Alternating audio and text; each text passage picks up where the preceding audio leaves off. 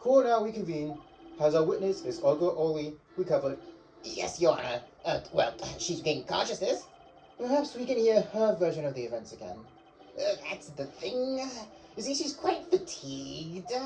You think a bit fatigued yourself, Mr. Payne. Sadly, fatigue is insufficient grounds for refusing to testify or prosecute. The defense would like to request that Miss O'Reilly take the stand.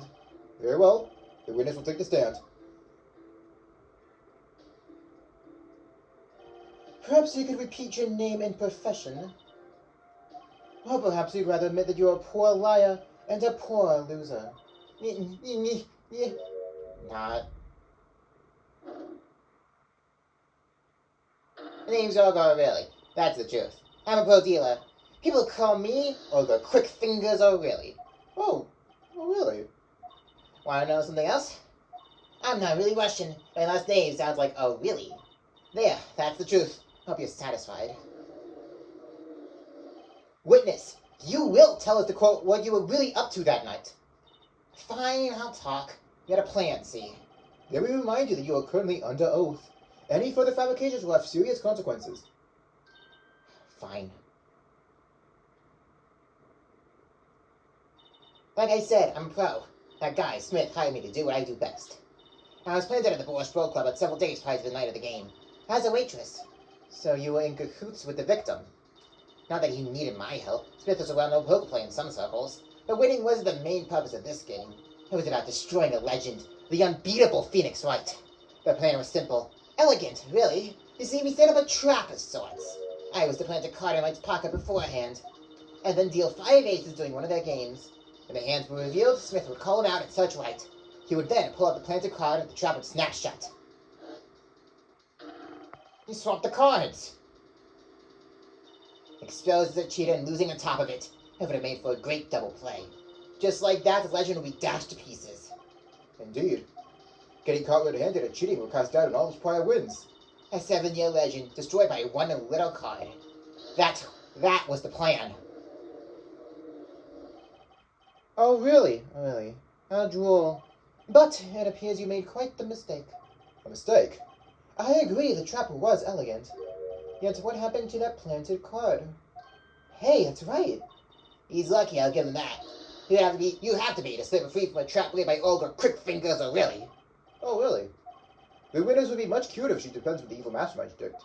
Cute? Who wants to be cute? I'm not cute. I'm bad. Ooh, tsundere. Ooh, this is kind of cringe. When you're through being bad, perhaps you could testify to the court? Tell us about this trap and how it was sprung.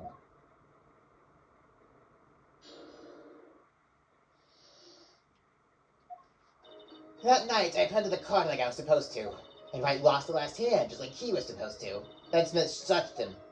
But the planted card was gone. The trap failed. The next moment, White picked up a bottle and swung it. It wasn't me who hit Smith. It was a no-good cheating defendant.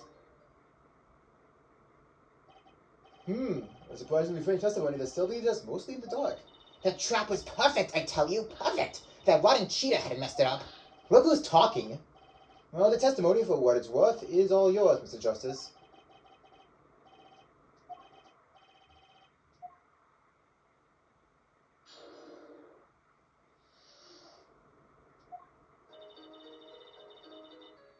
Hold it! This planted card, which card was it exactly? The trump card. 5 of hearts. Let me guess. Mr. White was to switch the 5 with the ace to make a full house. At least that's what you were going to accuse him of doing, thereby ruining his legend. I slid into White's pocket. When was this? Why, before the match, of course. I was eating. At the Borscht Bowl Club, we serve borscht and suckers. Remind me to never go there. Of course, the card was to make his grand debut during the game. Just like good borscht, a good plot must be cooked up early, not to thicken. Hold it! So, everything went according to plan. Exactly.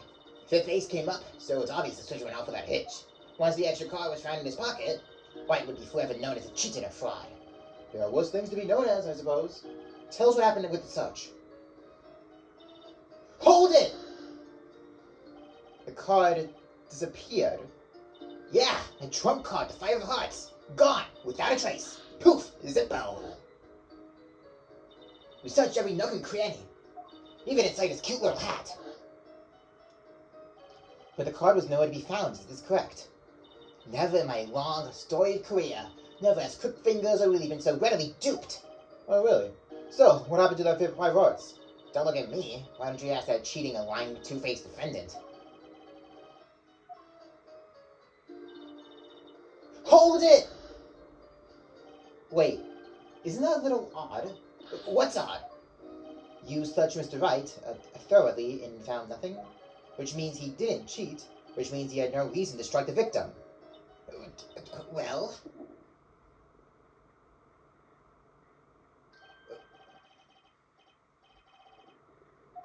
Something wrong, Mr. Justice?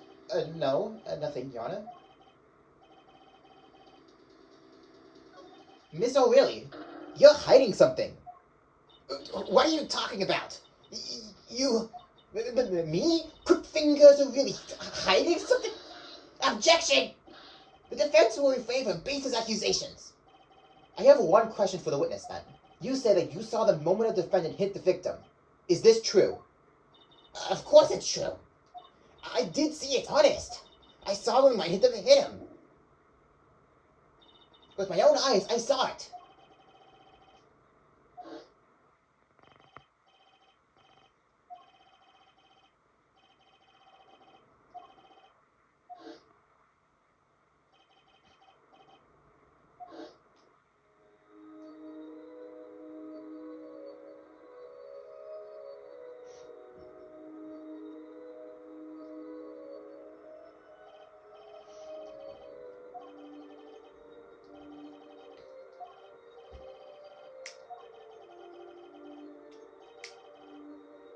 Oh, gotcha!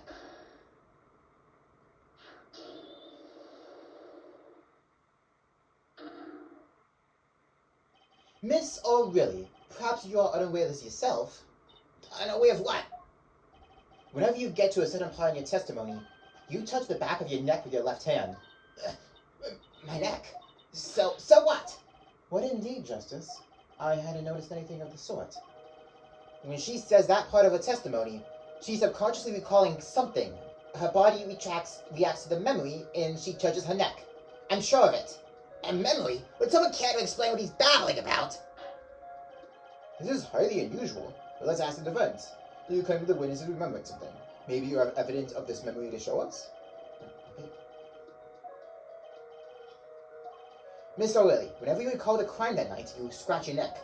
I've noticed it happens when you think about the moment of the crime. There must be some reason behind this habit of yours. I believe the weapon that left an erasable impression on your neck was this. Take that! Whenever she talks about the moment of the crime, she touches her neck. And what reminds us more of that moment than there's a bottle, the murder weapon. But something doesn't fit. If you were the only witness to the crime, why would that make you touch your neck like you're in pain? What's he talking about now? It was Mr. Smith, the victim, who was hit. Not you! Objection! This is a cross-examination, not a wild conjecture. What is it? Habits? They're completely irrelevant. Justice, I'll admit I am a bit confused myself. This is certainly a unique cross-examination. I'll explain later. Just trust me. Now's our only chance to break her. Miss O'Reilly, please testify in detail about the moment of the crime. The very moment.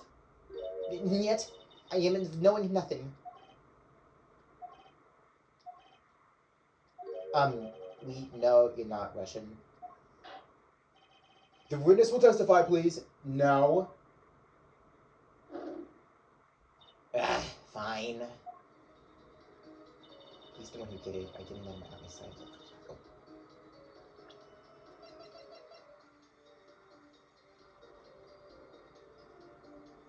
Oh. Objection! Miss O'Reilly, we have on record here that clearly contradicts what you said. It states that the police were alerted by a report from the defendant. And we know that the defendant left the room, climbed the stairs, and made that phone call from the first floor of the Borscht Bowl Club. So, explain how you kept your eyes on the defendant when he left the room entirely.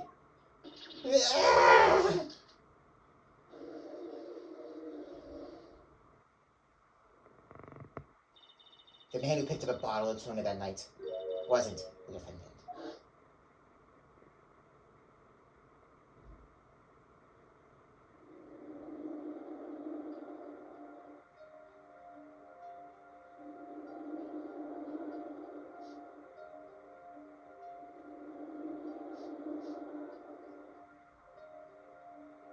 Shut on time.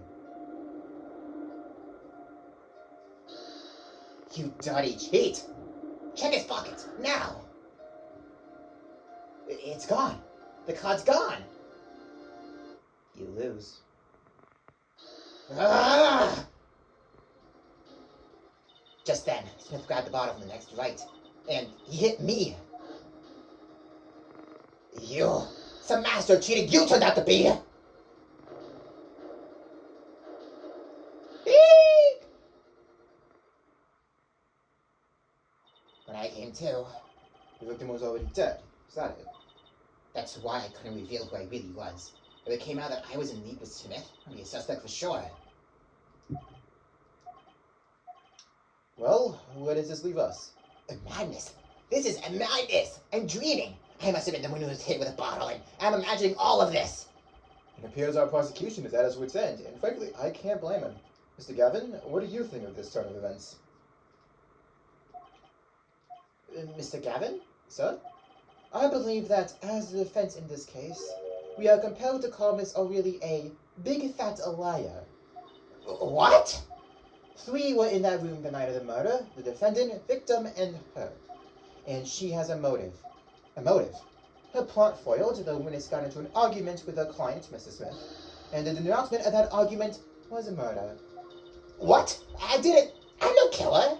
It's a trap. Someone tried to frame me.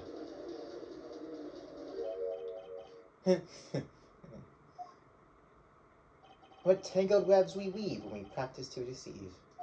So tangled, we catch ourselves in the process. Mr. Right. Such a hasty conclusion. It's not like you, Christoph Gavin. What are you saying? Why not consider the other possibility? That there was another person in the room at the time of the murder. A single card was swapped into the victim's hand after the murder.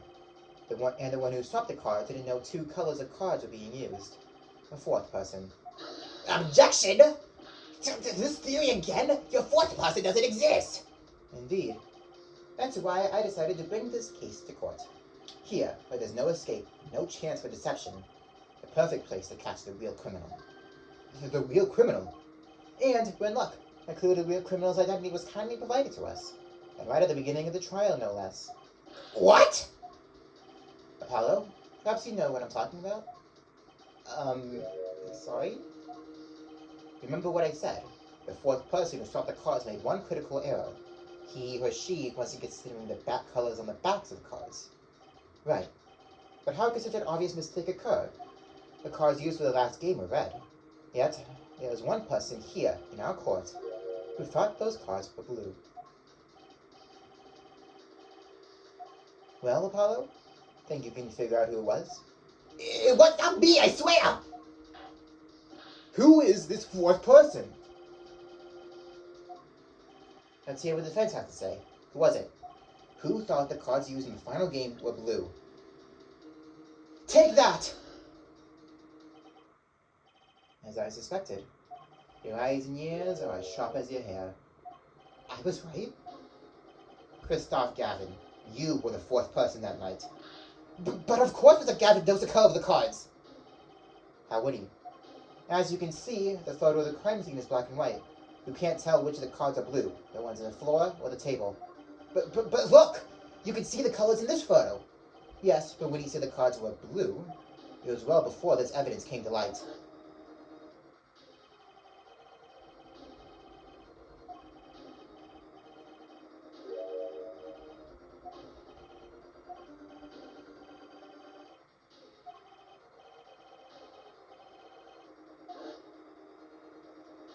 Well, Christoph? Mr. Gavin? Mr. Gavin, is something the matter? No, nothing. Excuse me, it was just so sudden. Right. You aren't seriously accusing me, are you? Oh, Christoph? You know even I never take a joke this far. Objection! This has gone beyond ridiculous, beyond dumb. This is insanity. The defendant accusing his own defense attorney of murder? I assure you, I'm quite sane. But what possible connection could Mr. Gavin have to the victim? I wasn't aware that I had a connection to Mr. Smith either. Yes, but Mr. Gavin and the victim had never even met. Well, what if they have? Uh-huh.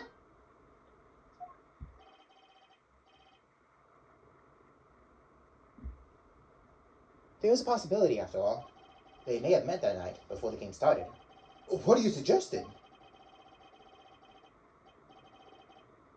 Mr. Wright, defense would like to request that you testify to the court. Objection. The defense would like to request no such thing. Mr. Gavin? Testimonies must relate to the case. How could anything happening before that game of poker be related?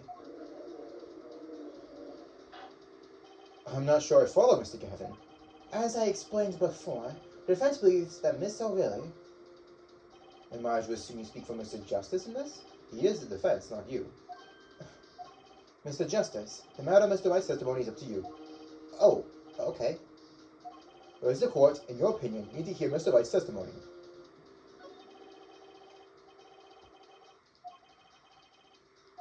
The defense would like to request that Mr. Wright testify to the court. And too, Justice, you would betray me, your teacher. I'm sorry, Mr. Gavin. This isn't about loyalty. This is about the truth. Very well. The defendant, Mr. Wright, will take the stand, please.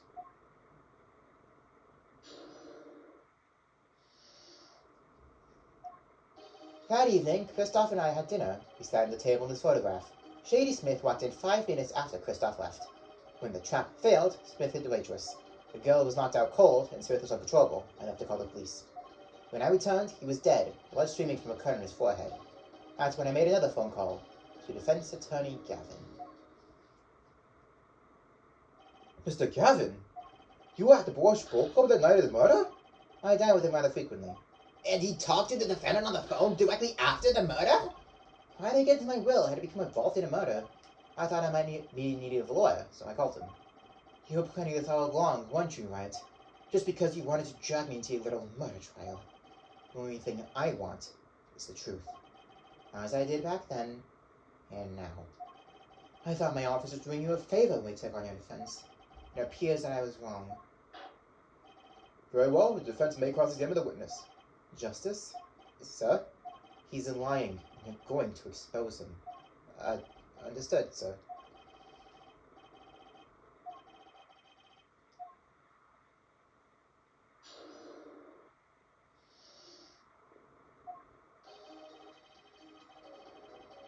Hold it! You had dinner with Mr. Gavin? Yes, he dines with me at the Borscht Bowl Club quite frequently. You were enjoying your usual dinner at our usual spot? As usual. I always eat at the table closest to the piano. I see. Where Mr. Smith was sitting. So, the plates were sent to the table from your dinner? Indeed. They were meant to my meal with Christoph. We dined for 2 hours, and then Christoph left. After that... Hold it! 5 minutes. So the two of them could have passed in the restaurant during that time? That would have been a rather fateful encounter, to be sure. Objection! Oh, Mr. Wright, what was it you said? Christoph and Shady Smith may have met. I believe I did say that. Here I was all nervous about this meeting, and now we hear they just passed in the hall? That does seem a little weak as pretense for murder. Oh, it would be, if that were all that really happened.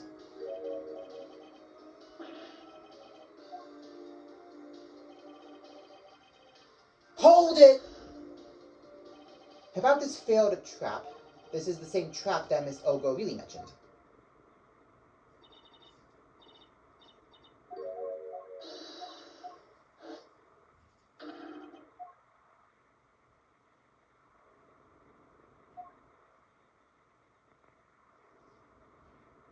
Yes, a harmless prank in essence. It was by a quirk of fate that I happened to discover it. A quack? I happened to put my hand into my pocket and found a card. The card she planted. Yes, I snuck a peek at it and found it was the 5 of Hearts. I had a feeling something might happen, so I disposed of the card before the game. Disposed? Where? There was an empty bottle of grape juice I had been drinking right beside me. I threw the card in the bottle. An empty bottle of grape juice. The murder weapon? Yes, I rolled it up and shoved it in. The card glass makes it hard to see. A bottle of which between the deceiver that would be deceived. That sounds like terrific trauma.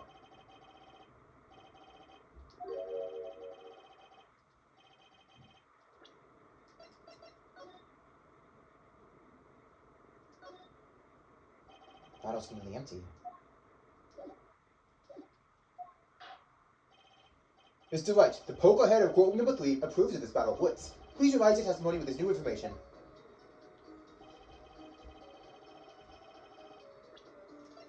Objection! Mr. Wright, if I may? Yes? I've examined the bottle, and I don't see any card in here. No? What, Mr. Wright? Surely, isn't all of this saved for yourself? I can't say I know what happened to the card. I did put it in that bottle, however. Huh? Perhaps a 5th person came and took it out. Oh, and a 6th person could have helped. Mr. Gavin, Mr. Wright is your client. Oh, my apologies, Your Honor. I won't have you dispelling our investigation either. We looked inside that bottle. There was nothing.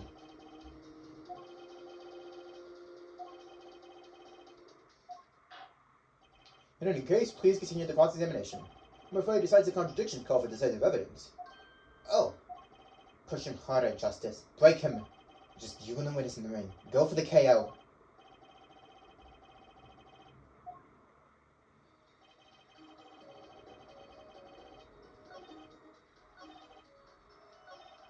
Hold it!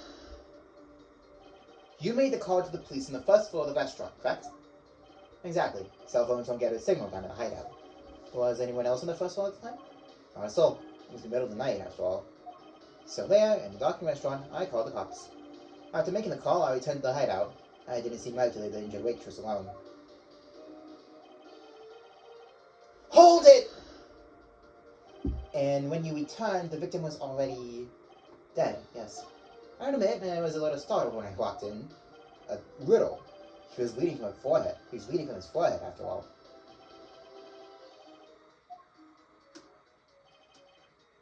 Hold it! Could you explain why you called Mr. Gavin? I'd obviously got involved in a rather sticky affair, and I figured Kristoff's law offices would give me a fun rate for my defense fees. Glad to hear you intend to pay. Oh, I'll pay in full, Kristoff. At least I regard you involved after all. You may find the price of defense quite high, my good friend. Quite high. Justice, you know what you have to do. He's lying. Expose him. Now. Yes, sir.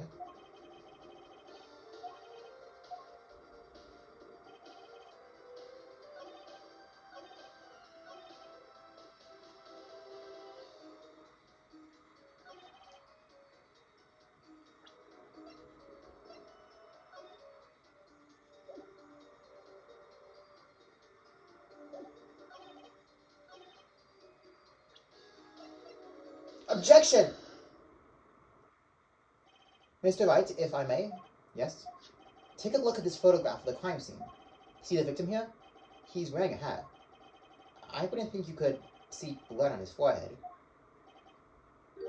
Good point. Justice, next time you point out an inconsistency, put a little more oomph into it.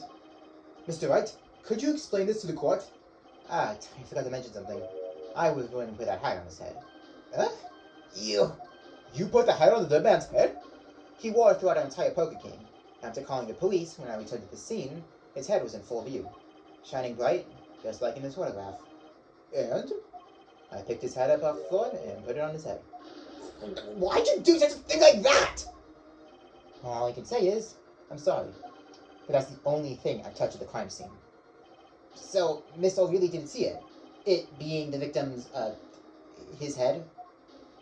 I think not. She was out cold. I believe I was the only one who witnessed his head. Here we go again. Mr. Gavin? Pardon. It just seems like our client has determined to lie his way through this case. I believe that's enough of that. Mr. Gavin? This witness's testimony is more like a travesty. It's riddled with lies. I'm beginning to see how you came to lose your Tony's back 7 years ago. Well, you certainly have a unique way of treating your clients, Christoph. I never knew. I believe it was you who threw the first stone. Mr. Wright, if you intend to ever tell the truth about this case, it's now or never. Don't be misled. I haven't told a single lie here. Huh? When I noticed the trap, I put the card in the bottle to dispose of it. And when I put the hat on the victim's head, I just say I had a reason for doing that as well. A reason? That reason is right here. Your cell phone. That night, recall that I spoke with Defense Attorney Gavin after calling the police. Just in case, I recorded our conversation. What's this? Now that we're all here, I see no reason why I shouldn't play it back for the court. Christoph, I seem to be in a bit of trouble. What's this? Game not going well? Something like that. That gentleman who challenged you, he turned out to be good. He turned out to be dead. Someone hit him hard. You mean someone cracked that father's bone china pate? It wasn't you, was it? Me? Please. The cops should be here any minute.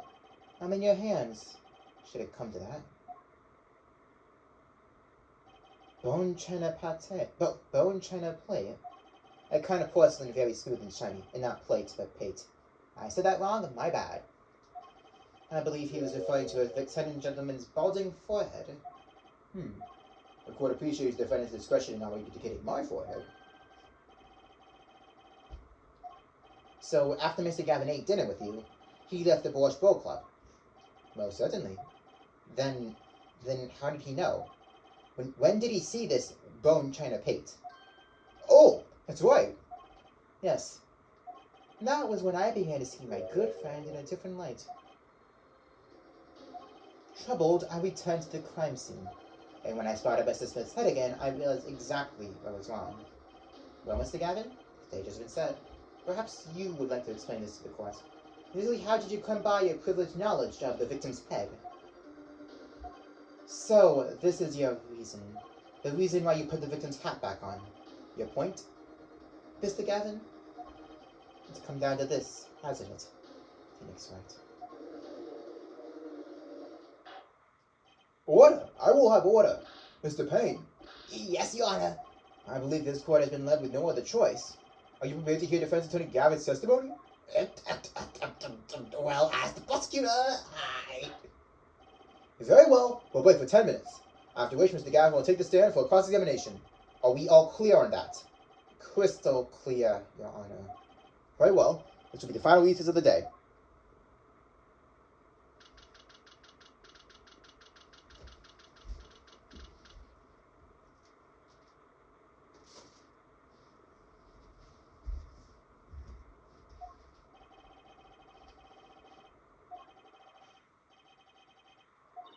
May I? Huh? What? Hello, sir. Please, pick a card. Is this one okay? Excellent. I have a message for you.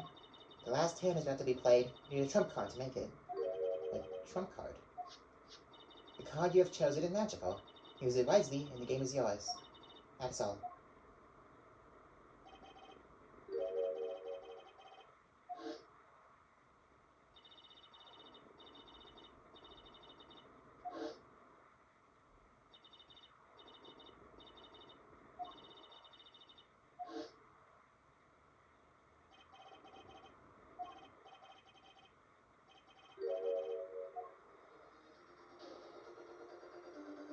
You have your trump card.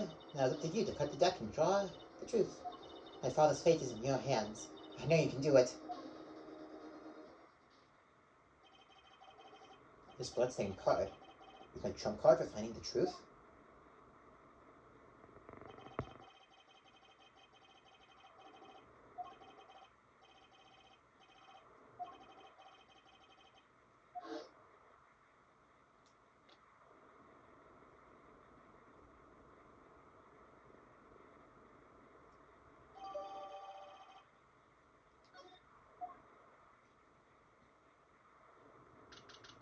Look, the only time of the game, Apollo is alone on the stand.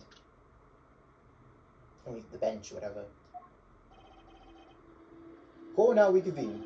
Defense Attorney Christoph Gavin, will you please take the stand? Now then, if you would, Mr. Peng. Yes, Your Honor. Will the witness state his name and occupation? Is this farce necessary, Your Honor?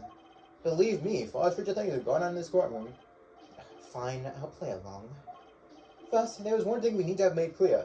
How did you know about the secrets beneath the victim's hat? Forgive my curiosity, but what is it about this fellow's head? Your Honor seems to have an inordinate interest in it. Objection! Sorry, one thing. Objection! I wouldn't call it inordinate, Mr. Gavin. Mr. Wright, what do you think you're doing, Wright? Wow, things shall look different from the other side. You know what I mean, Apollo? Speaking of looking from the other side, let's continue something for a second. The victim wore that hat all night, never once taking it off except for that one time. That one time being the instant he was hit. Oh! When Mr. Wright returned from reporting the crime, the hat was lying on the floor. Mr. Wright picked it up and placed it on the victim's head. In other words, in order to have seen Mr. Smith's bald head, you would have had to been there at the hideout at the time of the crime. In other words, I must be the real killer, is what you're trying to say. Not bad, Apollo.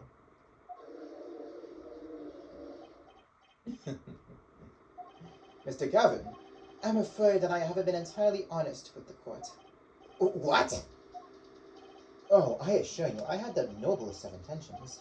I did it all to protect my client, Mr. Wright. Yet, I'm afraid that in the current situation, I see little reason to hide anything. Very well, allow me to tell you the truth of what happened that night. Finally! You may begin your testimony. Tell us, how were you involved in the events of that fateful night?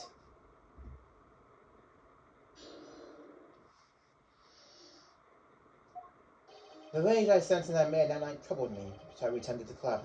I went down to the basement and peeked in through the little window to the hideout. It must have been right after the murder took place. The victim was dead, as he appears in the photo. A bald head, an unconscious girl, and Wright, holding a bottle in his hand. I sensed that it was not the best place for me to be at the time, so I left. That's when the call came from Wright. So, you witnessed the murder? For better or worse, I missed the actual moment of the deed. Mr. Gavin, may I remind you that you are Mr. Wright's defense team? Your testimony is clearly disadvantageous to your client. What else could I say? I'm standing on the witness stand, after all. So you are, Mr. Gavin. And you had to testify, as you just did. You had to tell them you saw the scene of the crime through that little window. Mr. Wright? You had to say that, because that was the only probable window of opportunity. Right, Apollo? Oh. Mr. Wright, the defense should do the cross-examination, not the defendant. Mr. Justice, are you prepared? Yes, Your Honor.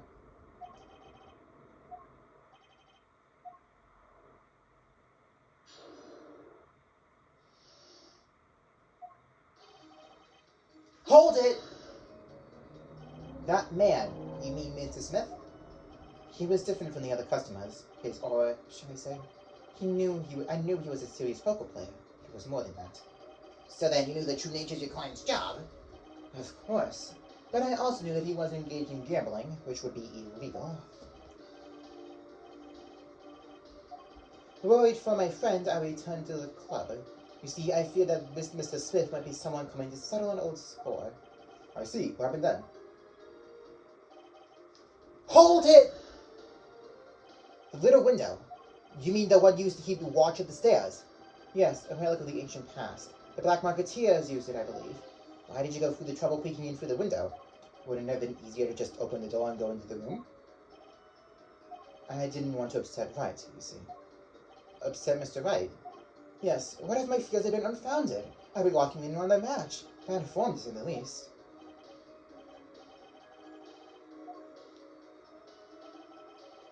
Hold it! How do you know it was right after the murder?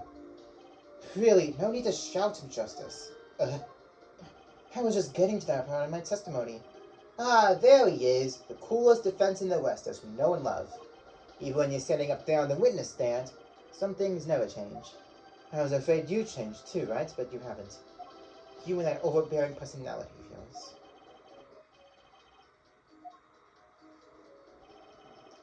Hold it! By photo, you mean the second photograph of the crime scene? Precisely. You see, he wasn't wearing his hat then. I saw his head, and he was dead. Can you describe the scene of the crime for us? Hold it!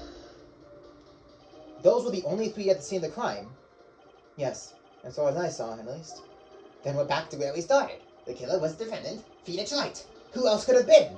But why didn't you talk to the police? 2 reasons. First, I didn't actually witness the very moment of the crime. Second, my officer was asked to defend Wright. Even after seeing what I had seen, I couldn't abandon my friend. Objection! There must have been someone else there at the moment of the crime. Justice. I just said I saw no one, not a soul. But that goes against what Mr. Wright said. Yes, this mysterious fourth person, who would conveniently be the real killer, I suppose. Glad to see we agree, Mr. Gavin.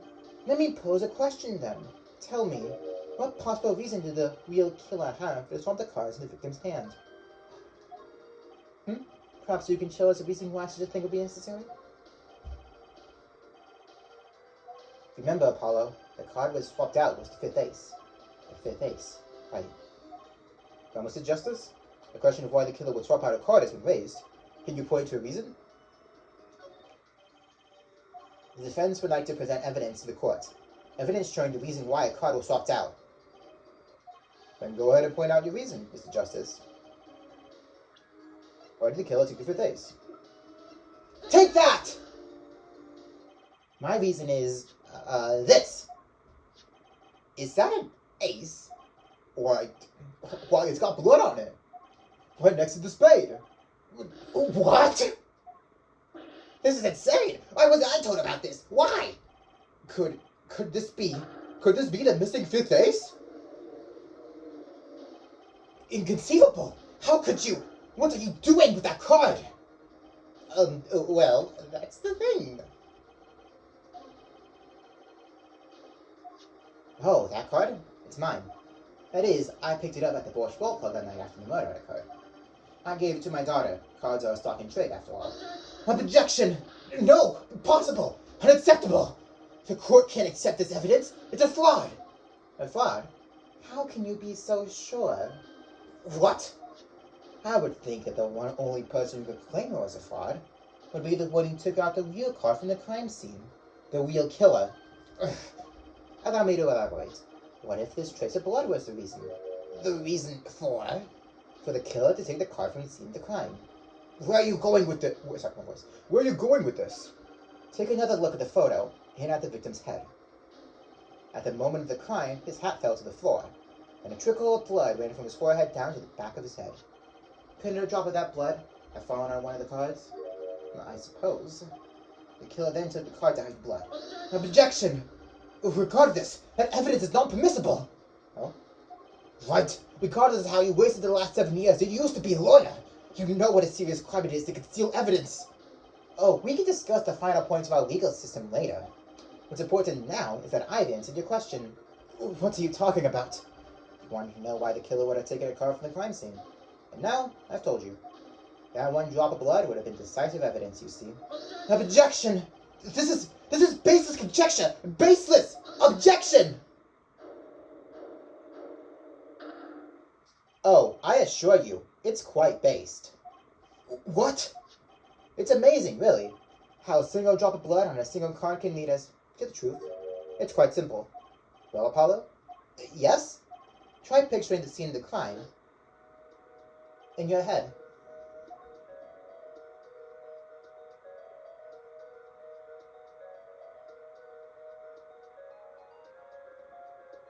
The murder took place in the hideout. The body of the luckless victim was found on the poker table, and, before the killer swapped the card out, there was a single card with a drop of blood on it in the victim's hand. Given this, there was one decisive problem with this scene.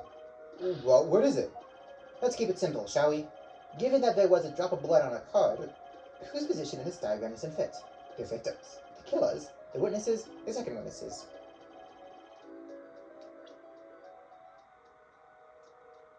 Take that! Well, isn't it the victim's position that's the problem? I don't follow your logic here, Mr. Justice. Well, Look, the victim was struck on the head, sending him back in his chair. You think any blood would fall behind the body and onto the table in front of him. Oh! Take a look at the photo again. If he bled in this position, the blood would have fallen on the floor, not on the cards. Why, that's right. So what does this mean? Incidentally, we were sitting in swivel chairs. Swivel chairs? Oh, man. Apollo, try turning his chair around. The chair was facing the other way. It would have to be. So we have to assume that at the time of the murder, the victim's chair was facing away from the table. When Mr. White returned from informing the police, which way was the chair facing? When I came back to the room, the body was facing as seen in his photo. That would mean the killer turned the chair back around. Let's take the next step. Look at the diagram once more. We now know that the victim was facing away from the table at the time of the murder. But this creates another significant contradiction. Again? Let's test your reasoning skills again, shall we? Apollo, whose location on this diagram contradicts our new understanding of the crime?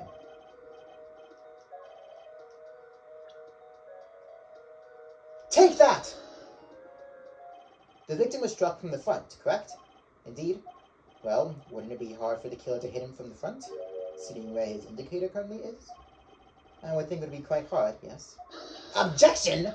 Yes, but what you're saying makes no sense. Why would the victim suddenly turn to face the wall in the middle of a game? I believe a sufficient reason will soon come to light. What? There's something in that diagram that makes this far less sense, actually. Look again at the diagram. Apollo, if the victim was struck while he was sitting as shown here, where would his assailant be standing? Try marking it on the diagram. But... Don't worry. Let's think it through and see what we find. We know that the victim was facing towards the wall at the time of the crime. That's the only thing we know for sure. Try to forget about everything else. Take that! The killer had to be standing, well, here. Objection? You get points for flair, but that's about all you get. I hardly need to point out that sitting there would be impossible. The victim is facing a solid cupboard. Or are you claiming that the killer climbed the cupboard and hit him from above? It's simple logic, really. If this was the only place the killer could have been standing, then that means that, at that very moment of the crime... Wait, I know! At the moment of the crime, the cupboard wasn't there! What's this now? I mean, that's the only explanation. Right, Mr. Gavin? Your Honor, I have a suggestion for the defense. We should arrange to examine the cupboard in the hideout immediately. Bailiff, send a team to the crime scene immediately. Have them try to move the cupboard. Your Honor? What? There's one more thing you mentioned look for. Please give this to the bailiff. Yes, I see. We do belong in the courtroom after all, Mr. Wright. I do my best.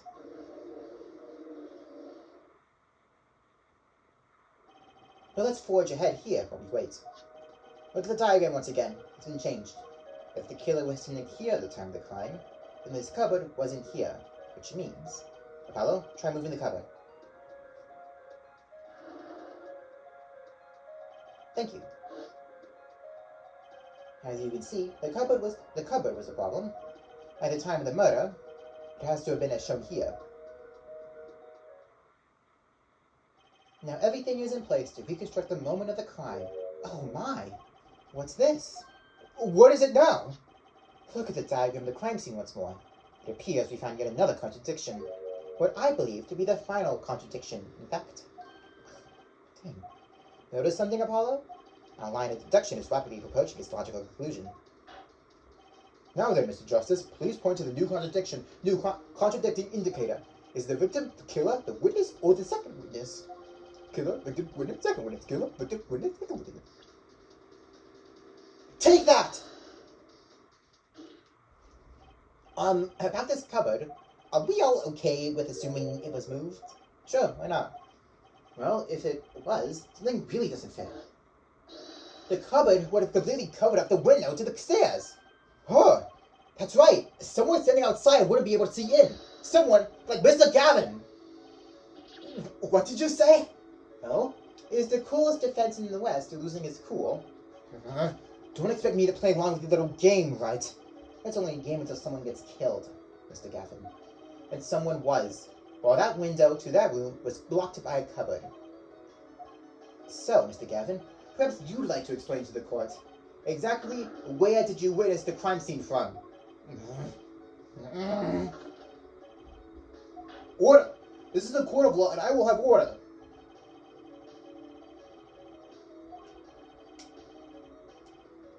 Oh? And what did they find?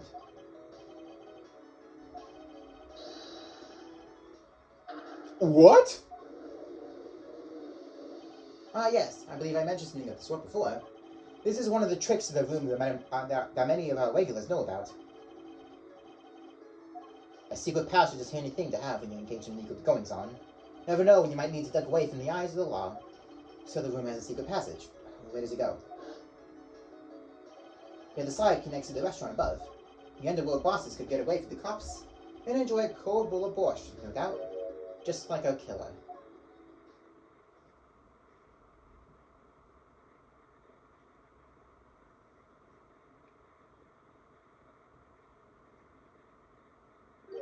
You see where line of simple deductive reasoning has led us, Apollo?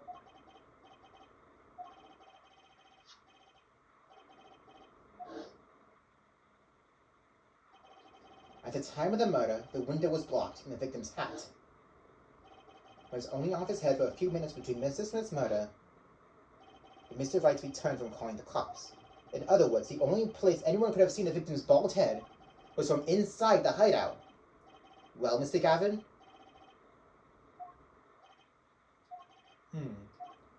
Do I ask what really happened that night? Actually, I think we could probably figure it out for ourselves at this point. That night, for whatever reason, our killer had a date with Mr. Smith. A date with destiny. There he crouched, then in the secret passageway behind the cupboard, holding his breath, waiting for just the right moment. Then the chance came, and he took it.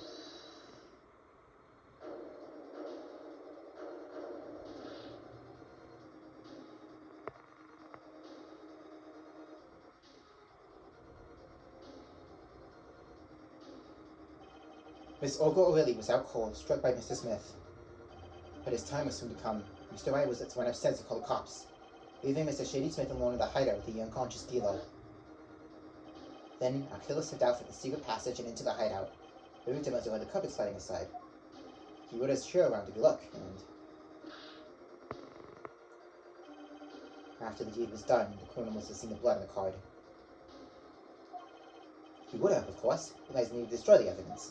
That single spot of blood told the whole story of the crime. Too bad for him he didn't linger any longer in the hideout that night. If he had, he might have noticed the cards on the floor, and the fact that they were all red.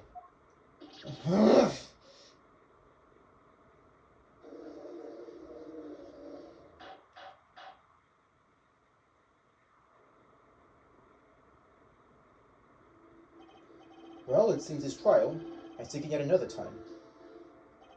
I'm truly, truly sorry that to see this day come, Mr. Gavin. Mr. Gavin? Mr. Payne? Yeah? Yes, Your Honor. The prosecution will continue its investigation. As for Mr. Phoenix Wright, the defendant, he is hereby cleared of all suspicion. Believe me when I say that I don't believe this is happening, Mr. Gavin. But my friend's circumstances call for me to issue a warrant for your arrest immediately. Objection! Oh, no need to apologize. I rather enjoyed myself. It's not every day I get to witness a legendary attorney's dirty tactics firsthand. Your point, Mr. Gavin?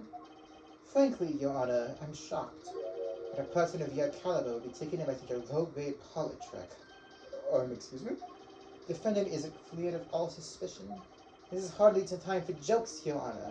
Mr. Wright hasn't proven anyone's guilt or innocence here. What he has done is use illegal evidence to put the blame on someone else. And not just anyone else, but me, his own defense attorney. Illegal evidence? Objection! Let me ask you, Mr. Gavin, is there still any reason at present to suspect me of wrongdoing? Of course. There's a bottle, for instance. The bottle of grape juice Mr. Wright was drinking. How do you intend to explain away the fingerprints on the murder weapon? And not just any fingerprints. Am I right, Mr. Payne? Actually, yes. The fingerprints of the bottle were, upside down.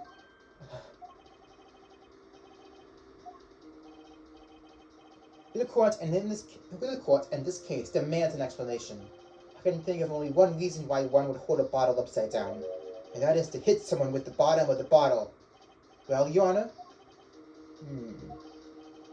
See how the caught fish swims to the last. Well, Apollo? Yes?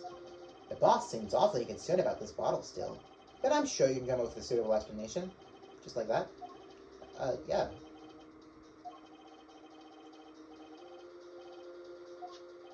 Don't let him trick you into thinking his explanation is the only legitimate one. Is there really another? Take another look at the court record. I believe you'll find a simple answer there, in plain sight. It would be hasty to deliver a verdict with unanswered question, indeed. Mr. Justice? Perhaps the defense would care to enlighten the court? What evidence do you have to explain why the fingerprints on the bottle? Sit down. Take that! It's actually easier to show you than to explain, Your Honor. Place that bottle on the floor, next to your chair. Excuse me? On the floor? Yes. Now, reach down and pick it up, without getting out of your chair. Ugh! Ah! See? You naturally go to pick up the bottle by its neck. With your fingers upside down. Look at this photograph taken on the night of the murder. Defendant, Mr. Wright, sat here, playing piano, bottles of pictures on the floor to the side of his piano bench. He would have naturally picked up the bottles upside down several times. Wow, I can't believe it was that simple. We call it dinner that evening, Christoph. I was drinking my usual juice then, too. Basically, you used the bottle on the table to do the deed, but then you must have remembered. So you went to pick up one of the bottles from under the piano, and you switched the bottles. You took one of Mr. Wright's bottles and made it look like the murder weapon. Order! Order! Order! What do you have to say to these charges, Mr. Gavin? Fascinating. So this is the legendary attorney's famous tactic of misdirection. What? You claim that I switched the bottle? Where is your proof? Proof? Well, that's... As I thought, more baseless conjecture. I'm afraid your bottle of proof is quite empty. Objection! I wouldn't be so sure about that. Your Honor, when you initiated the investigation of the hideout earlier, did we call you requested an additional investigation? Yes. I have your memo about that here. Retrieve the bottles from under the piano at the Village Bowl Club. And here's one of the bottles in question. What, are you going to dust that for fingerprints too? I wouldn't be surprised if anyone on that but his. Say, Paolo. Yes? Why don't you go ahead and examine that bottle? But why? Just humor me. Mr. Wright. That bottle will solve this case once and for all. What?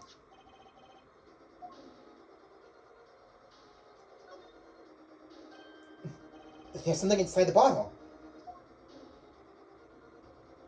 Looks like the Five of Hearts was the trump card after all. What's this? That card! It can't be! Recall that unpleasant woman's testimony for a moment. Miss Olga, really? Yes, our little swindling to Buckshot.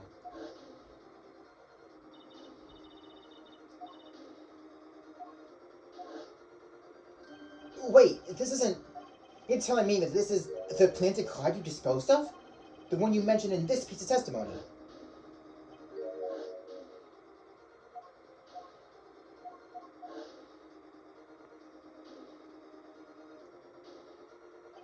The Five of Hearts. This is that card.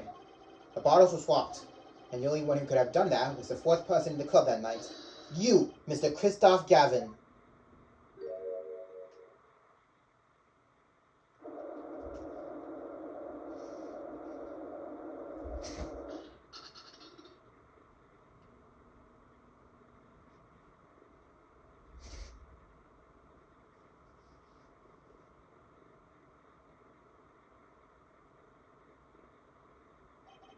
That is all.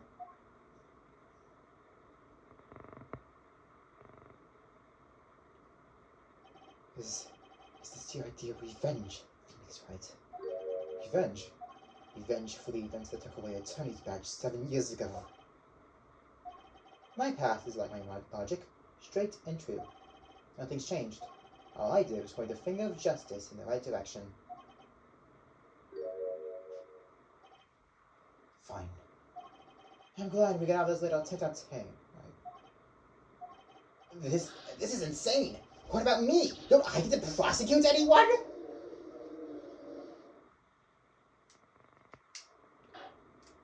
I believe this time we finally come to the end of our trial. Mr. Payne, do you have a report for us about Mr. Christoph Gavin? He's admitted everything, but processing his arrest now. I see. Still, one has to wonder why he would do such a thing. He didn't even have a connection to the victim, did he? None that we know of. Mr. Wright, have you anything to add? I'm afraid I can't shed any more light on the matter. About this victim, Mr. Shady Smith. His occupation was listed as traveler. Not a profession to be sure, but that's all we know about him. I'll arrange for a follow-up investigation, Your Honor. Good. Mr. Wright? Yes? 7 years, and you still haven't lost your touch. Christoph Gavin was a man of much significance for me, both as a friend and as a lawyer. He was extremely talented, to be sure. I needed two things before I could confront him. The first was a place where no injustice would be tolerated, this courtroom. The second was a man who would tolerate no injustice. In other words, an defense attorney. You, Apollo. Me? This is a dark time for our legal system. A twisting of justice wrought by our very own initial trial system. We have to set it right. Mr. Wright. Our work lies ahead of us, and I, for one, am looking forward to it. Well, this seems like a good time to announce a verdict. This court finds the defendant, Mr. Phoenix Wright.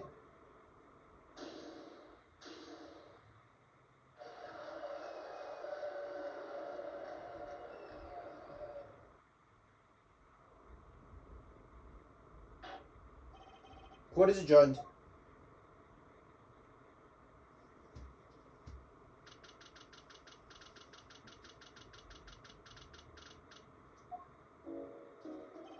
Thanks, Apollo. You came through, just like I thought you would. I'm pretty sure I didn't do a thing in there. It was you who courted Mr. the killer. I couldn't have done it by myself. You sent it too today, didn't you? Your ability. Ability? Yes. A sensitivity I lack. You'll come to understand it soon enough.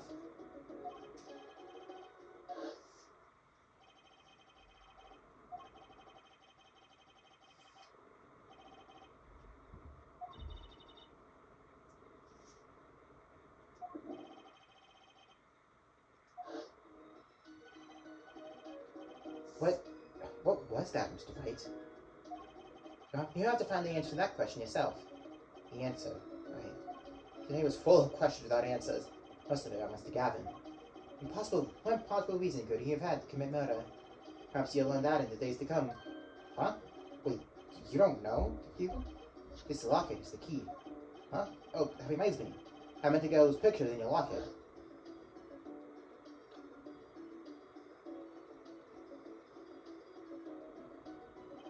Your daughter, right? That's right. She's my daughter. You know, you were right about this locket.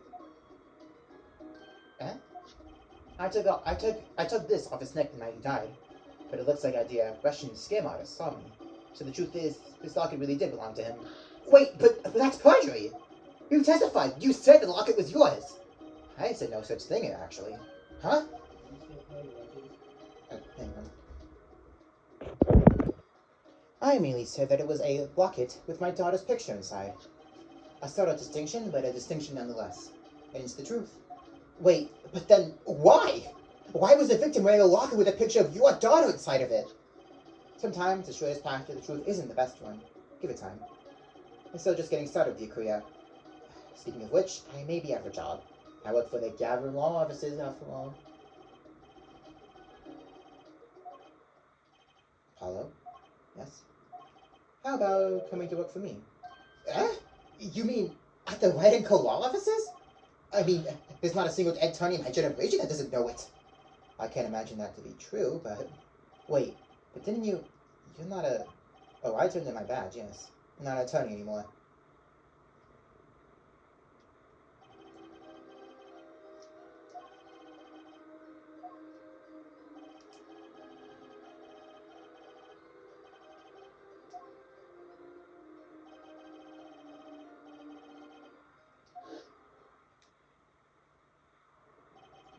Have you ever thought about coming back to the courts? I'm not qualified to stand in the court of law, I'm afraid. Didn't you notice in today's trial? There's a single piece of forged evidence. Forged evidence? What are you talking about? I'm talking about evidence that shouldn't have existed. A naughty magician's trick.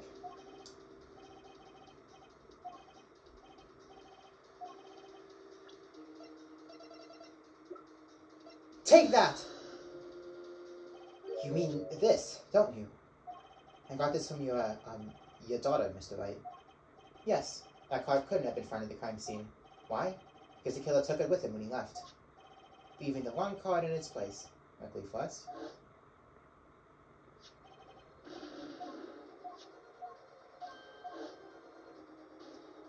My verdict was already handed down 7 years ago. Then, you really... Yes, I forged this card. One look at the crime scene should have told you it wasn't real. But you can't do something like that and call yourself an attorney! Who's telling themselves an attorney, Apollo? So it's true. The rumor is true! 7 years ago! None of that matters much now, does it?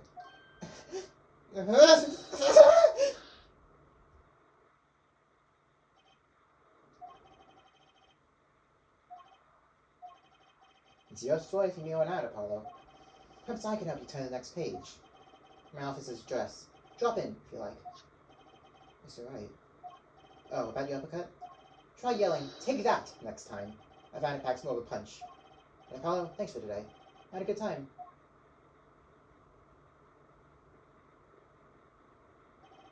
And with that, Mr. Wright walked out the door. And that's how my first trial ended. A lot of mysteries were unsolved. And at the time, I had no idea they were all related. Every mystery that day, connected by a single thread of logic. I'll find that out soon enough. My name is Apollo Justice, attorney at law, and this is how my story begins.